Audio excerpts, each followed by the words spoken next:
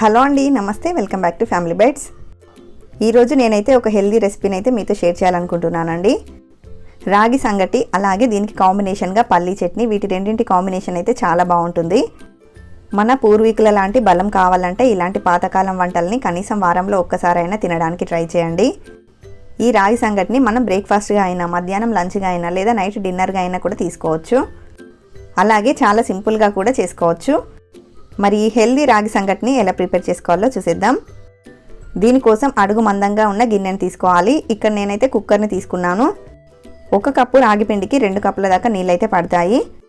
2 కప్పుల నీళ్ళు మొత్తం వేయకుండా 1/2 కప్పు దాకా నీళ్ళని పక్కన పెట్టండి. ఇందులోకి 1/2 టీ స్పూన్ దాకా సాల్ట్ని, 1 టీ స్పూన్ దాకా నెయ్యిని వేసుకోండి. ఇప్పుడు ఈ నీళ్ళని కొంచెం కాగనివ్వాలి. ఈలోపు మనం పక్కన పెట్టిన 1/2 కప్పు నీళ్ళను ఒక బౌల్లోకి పోసుకొని, మనం 2 కప్పుల నీళ్ళని తీసుకున్నాం కదా, అదే కప్పుతో 1 కప్పు దాకా రాగి పిండిని తీసుకోవాలి. ఈ రాగి పిండిలో నుండి 2 టేబుల్ స్పూన్ల రాగి పిండిని ఈ నీళ్ళల్లో వేసి ఉండలు లేకుండా బాగా మిక్స్ చేసుకోవాలి. ఇలా జారుగా కలుపుకొని ఈ బౌల్ని పక్కన పెట్టేసేయండి. చూడండి, ఇప్పుడు మనకి నీళ్ళైతే మరుగుతున్నాయి కదా. ఇప్పుడు ఇందులోకి మనం కలిపి పెట్టుకున్న రాగి పిండి మిశ్రమాన్ని ఒకసారి కలిపి వేసుకోండి. వెయిట్ లాస్ అవ్వాలి అనుకునే వారు నెయ్యి వేసుకోకుండా అయినా చేయొచ్చు. ఒకసారి అంతా మిక్స్ చేసుకొని మంటని మీడియం ఫ్లేమ్లో ఉంచి ఈ రాగి పిండి అనేది ఉడికి చిక్కగా జావలాగా అయ్యేంత వరకు ఉడికించుకోవాలి. చూడండి, కన్సిస్టెన్సీ అనేది ఇలా కొంచెం తిక్కుగా అయ్యాక మిగిలిన రాగి పిండిని వేసుకోవాలి.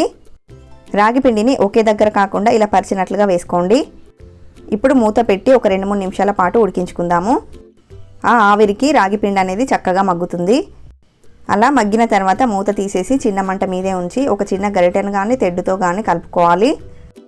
మంటని లో ఫ్లేమ్లో ఉంచి ఉండలేమీ లేకుండా బాగా మిక్స్ చేసుకోవాలి. ఇలా కనీసం ఒక 3-4 నిమిషాల పాటైనా ఇలా మ్యాష్ చేస్తూ కలపండి. అస్సలు ఉండలు అనేవి లేకుండా ఇలా బాగా మిక్స్ చేసుకున్న తర్వాత దీనిపైన కవర్ చేసి లో ఫ్లేమ్లో ఒక 5 నిమిషాల పాటు మగ్గించుకోండి. మధ్య మధ్యలో కలుపుతూ ఉండండి, లేదంటే అడుగు పట్టేస్తుంది. చూడండి, 5 నిమిషాల తర్వాత మనకైతే రాగి సంగటి అయితే రెడీ అయిపోయినట్లే. ఇది ఉడికిందో లేదో మనకి ఎలా తెలియాలంటే చేతికి కొంచెం వాటర్ని అప్లై చేసి, అసలు మన చేతికి ఏమీ అంటుకోకూడదు, అలాగే చిన్న బాల్ లాగా చేసామంటే ఇలా రౌండ్ బాల్ లాగా రావాలి. ఇలా వచ్చిందంటే మనకి బాగా ఉడికినట్లు. ఇప్పుడు స్టవ్ ఆఫ్ చేసేసి దీనిపైన కవర్ చేసి ఒక 5 నిమిషాలు పక్కన పెట్టేసేయండి. 5 నిమిషాల తర్వాత ప్లేట్కి కొంచెం నెయ్యిని అప్లై చేసి ఒక గరిటెడు రాగి సంగటిని ఈ ప్లేట్లోకి వేసుకోండి. చేతికి కొంచెం వాటర్ని అప్లై చేసుకొని ఇలా రౌండ్ బాల్ లాగా చేసామంటే స్మూత్గా రౌండ్ బాల్ లాగా వస్తుంది. అంతేనండి, రాగి ముద్ద అయితే రెడీ అయిపోయింది. ఇలా చేసుకున్న రాగి ముద్దని ఒక ప్లేట్లోకి పెట్టుకుందాము. ఇదే విధంగా మనకి ఎన్ని రాగి ముద్దలు కావాలంటే అన్ని చేసుకోవచ్చు. ఇక్కడ నేను తీసుకున్న క్వాంటిటీకి అయితే నాకైతే 2 రాగి ముద్దలు అయితే వచ్చాయి. ఈ రాగి సంగటిని వేడివేడిగా సర్వ్ చేసుకుంటేనే దాని టేస్ట్ని అయితే మనం ఆస్వాదించగలుగుతాము. అందుకే వేడి తగ్గక ముందే ఈ రాగి సంగటిని ముద్దల కింద చేసుకోవాలి.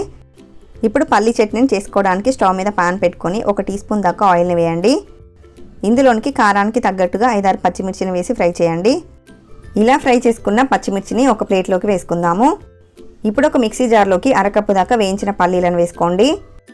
అలాగే 1/2 కప్పు దాకా పుట్నాల పప్పును వేసుకోండి. ఇందులోకి 4-5 వెల్లుల్లిపాయలని పైన పొట్టు తీసేసి వేసుకోండి. అలాగే మనం వేయించి పెట్టుకున్న పచ్చిమిర్చిని 1/2 టీ స్పూన్ దాకా సాల్ట్ని వేసి ఇందులోకి కొంచెం కొంచెంగా నీళ్ళని వేసుకుంటూ మెత్తగా గ్రైండ్ చేసుకోండి. మనకి ఇందులోకి చట్నీ అయితే కొంచెం పలచగానే ఉండాలి, అందుకని 1/2 కప్పు దాకా నీళ్ళని వేసుకోండి. చూడండి, మనకి కన్సిస్టెన్సీ అయితే ఇలా జారుగా ఉండాలి. ఇలా పల్లి చట్నీని రెడీ చేసుకున్న తర్వాత ఇప్పుడు ఇందులోకి పోపుని ప్రిపేర్ చేసుకోవడానికి ప్యాన్లోకి 2 టీ స్పూన్ల దాకా ఆయిల్ని వేయండి. ఆయిల్ వేడయ్యాక 1/2 టీ స్పూన్ దాకా ఆవాలు, 1/2 టీ స్పూన్ జీలకర్ర, ఒక ఎండుమిర్చిని తుంచి వేసుకోండి. ఒక ఉల్లిపాయను ఇలా స్లైసెస్ కింద కట్ చేసి యాడ్ చేసుకోండి. అలాగే ఒక 2 రెమ్మల కరివేపాకును వేసి వీటిని బాగా ఫ్రై చేసుకోవాలి. ఈ పల్లి చట్నీలోకి ఉల్లిపాయ ముక్కల్ని యాడ్ చేయడం వలన టేస్ట్ అయితే చాలా బాగుంటుంది. వీటిని మరీ ఎక్కువగా ఫ్రై చేయాల్సిన అవసరం లేదు, ఒక 80% ఫ్రై అయితే సరిపోతుంది. ఇలా ఫ్రై చేసుకున్న తాలింపుని మనం ప్రిపేర్ చేసి పెట్టుకున్న పల్లీ చట్నీలోకి వేసుకుందాము. ఇప్పుడు అంతా ఒకసారి కలిసే విధంగా బాగా కలుపుకోండి.